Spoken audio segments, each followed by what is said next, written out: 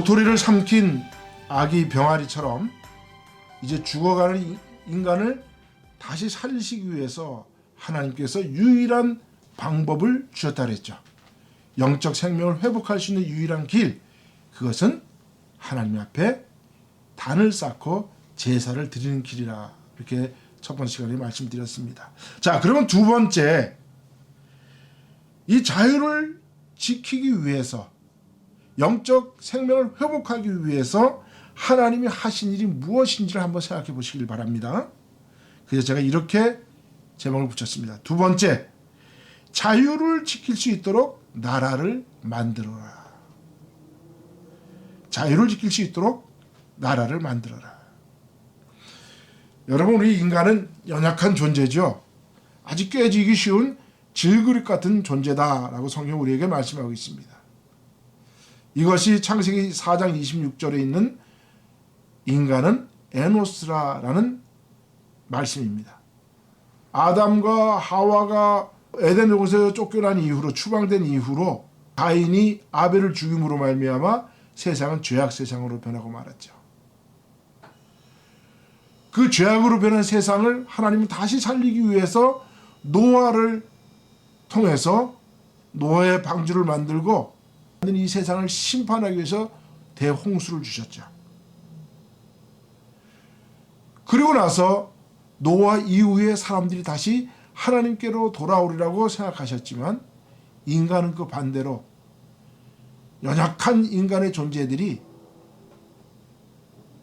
하나로 뭉쳐서 힘과 권력을 만들어갑니다. 그래서 세상으로 나간 불완전한 인간들은 무기라는 도구를 만들고 힘을 합쳐서 하나님을 대적하기 시작합니다. 그리고 권력을 차지한 자는 다른 약한 자를 자신의 노예로 삼아서 자신의 힘을 과시합니다. 하나님의 사랑의 말씀이 없는 세상은 무법천지의 약육강식의 정글로 변하고 말았죠. 이것이 대표적인 사건이 바로 바벨탑의 사건입니다.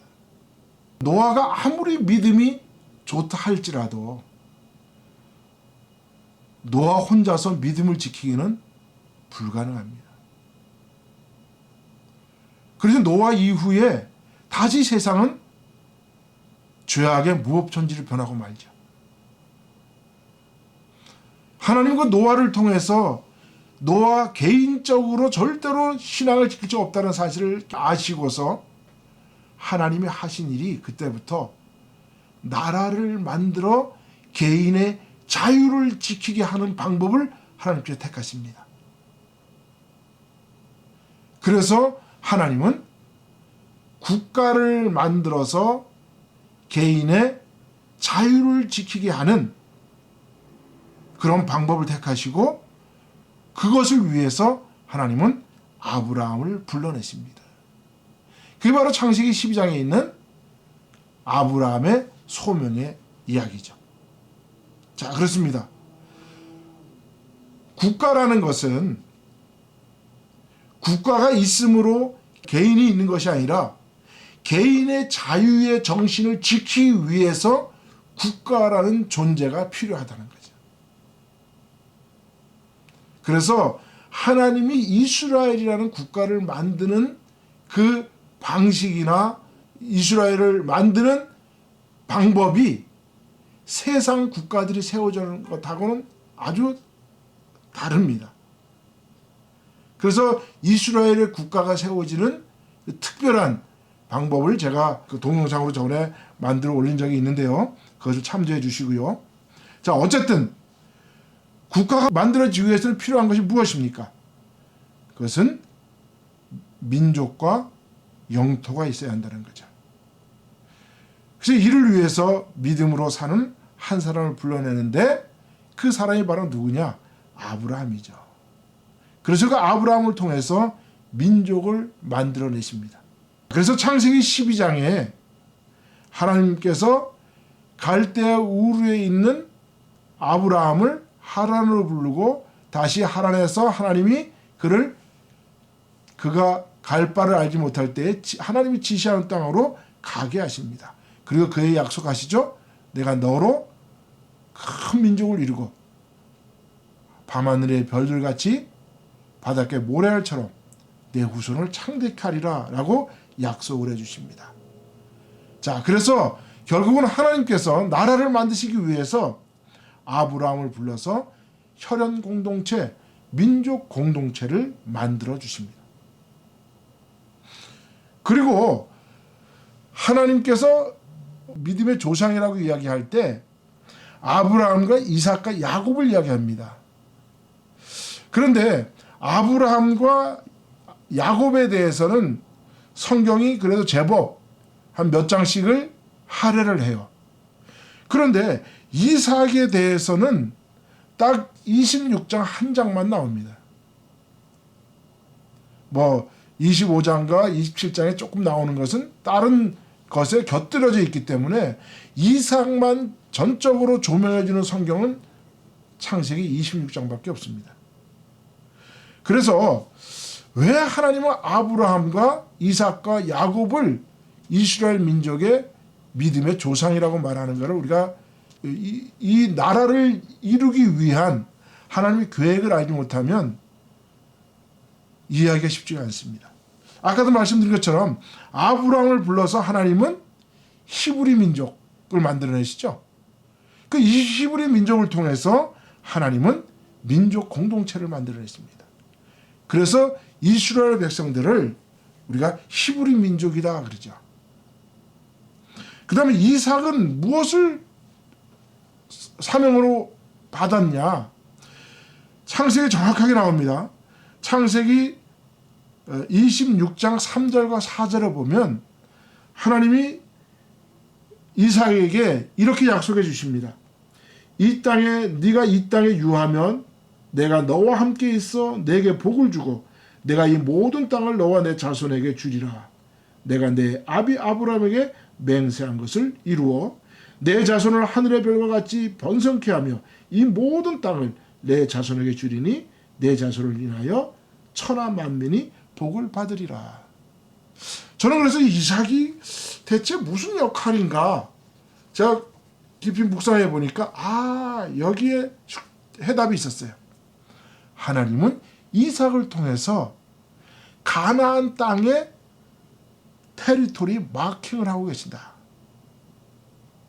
그게 무슨 얘기냐면 여러분 이삭이 창세기 26장에 보면 이삭은 하나님 앞에 복을 받아서 우물을 파는데 모두 이삭이 판 우물이 7개입니다.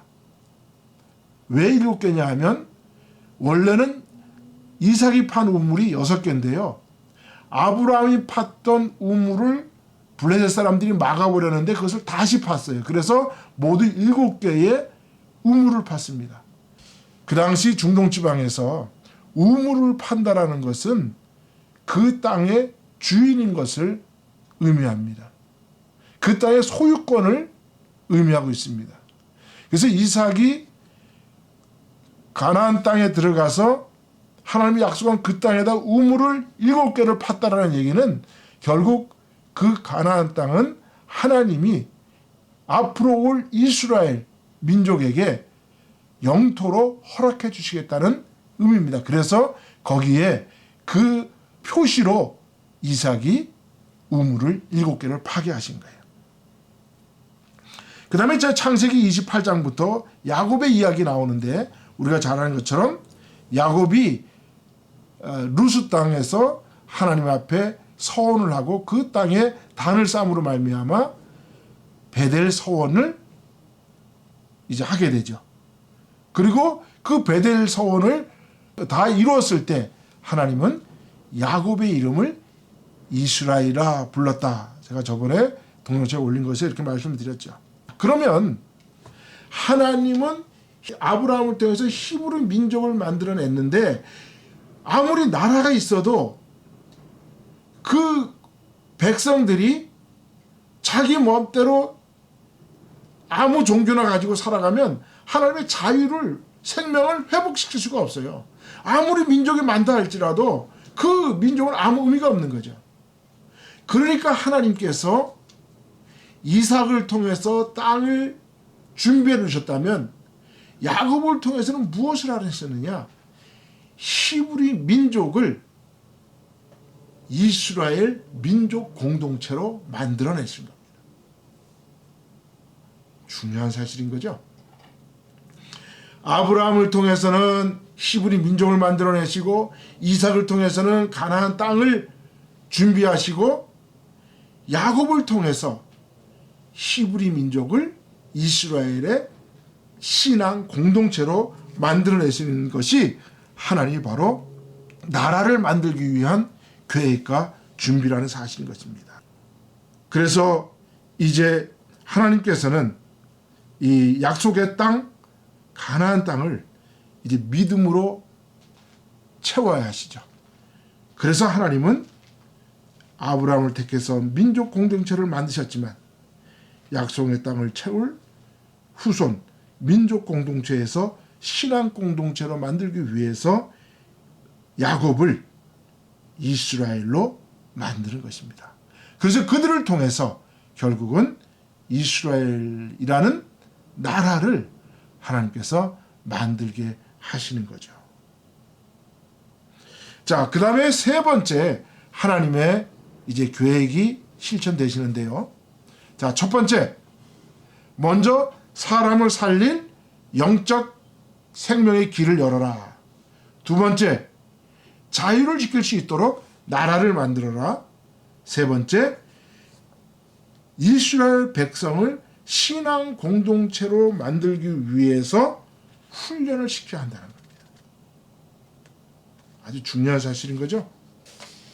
우리가 잘 아는 것처럼 야곱의 12 아들들이 그들의 식솔과 70여 명이 그 당시에 중동의 감옥을 피해서 하나님 미리 요셉을 애굽의 국무총리로 만드시고 그리고 그 요셉의 요청에 따라서 야곱의 70여 명의 식솔들이 애굽의 국무총리로 있던 요셉에 있는 곳으로 이제 들어가게 되죠.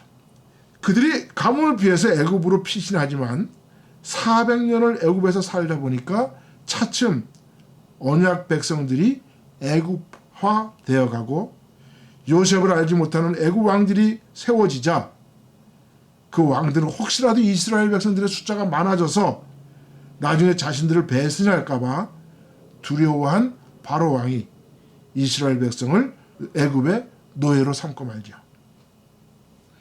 하나님의 선민 자유인으로 애굽에 들어갔는데 결국 이스라엘 백성들은 애굽의 노예가 되고 만 것입니다. 더 이상 이들을 애굽에 두었다가는 영원히 하나님의 계획이 차지올 것 같으니까 하나님께서 그들을 불러내십니다. 하나님의 구속사의 무대로 소명의 한 사람을 불러내는데 그 사람이 누굽니까? 바로 모세를 불러내시죠. 모세는 민족의 지도자가 되어서 하나님 대신 이들을 노예 상태에서 해방시키기 위해 하나님이 그들의 조상 아브라함과 이삭과 야곱에게 약속하신 약속의 땅, 자유의 땅, 가나안 땅으로 그들을 이끌어 간다는 역사의 이야기가 바로 출애굽기죠. 그래서 광야의 출애굽 40년은 이스라엘이 신앙 공동체가 되는 훈련의 장소다. 이스라엘이 하나님의 선민이자 신앙 공동체인 자유인이 되게 하기 위해서는 이제는 단제사에서 하나님이 설계해 주신 성막 제사로 한 단계 업그레이드 해야 할 시기가 온 것입니다. 그리고 지금까지 구전으로 전해오던 하나님의 말씀을 직접 돌에 새겨 사람들이 직접 읽게 하여서 이제 하나님과 이스라엘 백성들을 더욱 가까운 언약 백성이 되게 하시는 거죠. 그것이 바로 시내산의 언약인 것입니다. 하나님이 이스라엘 백성들을 시내산에서 언약 백성으로 만드시고 이제 다음 단계로 넘어가십니다. 그 다음 단계가 뭐냐? 네 번째 단계인데요.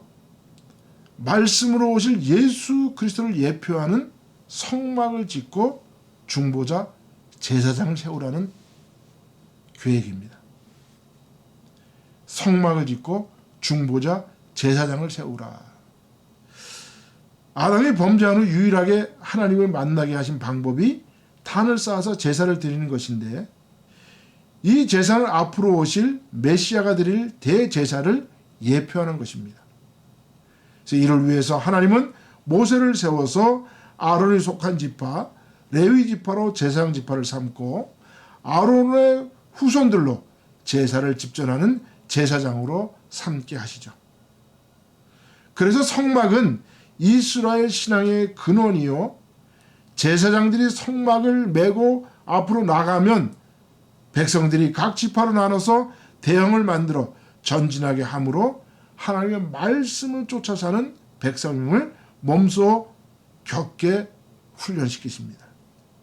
이후로부터 제사장은 이스라엘 민족의 영적 지도자들로, 이들의 제사장 제도가 약화되면 이스라엘 백성의 신앙도 약해지고, 제사장 제도가 강화되면 이스라엘의 신앙도 바로 서는 제사장의 신앙의 성결함 정도가 이스라엘 신앙의 저울추가 되게 하셨습니다. 바로 하나님의 이제 단 제사에서 성막 제사로 업그레이드 하시는데, 이 성막은 바로 무엇을 예표하느냐? 앞으로 올 성전을 예표하고, 그 성전은 앞으로 신약에 와서 교회가 되죠. 하나님께서 단 제사를 허락해 주심으로 이제 우리 사람들이 영적 생명을 회복할 수 있는 길을 열어주셨죠. 그리고 그 단 제사가 한 단계 업그레이드 돼서 성막 제사가 되는 것이죠.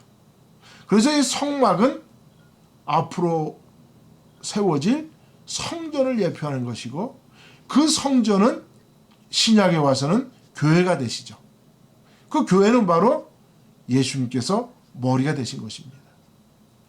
그리고 우리 성도들은 예수님의 몸이 되는 거죠. 자, 그러니까 이 성막이 세워지기 위해서는 무엇이 필요합니까? 성전을 관리할 제사장들이 세워지죠. 그런데 이 제사장이라는 건 또 무슨 역할을 합니까? 제사장은 곧 하나님의 중보자시죠. 그래서 예수님이 앞으로 오실 대제사를 위해서 준비해 놓으신 것이 성막과 제사장 제도라는 거죠.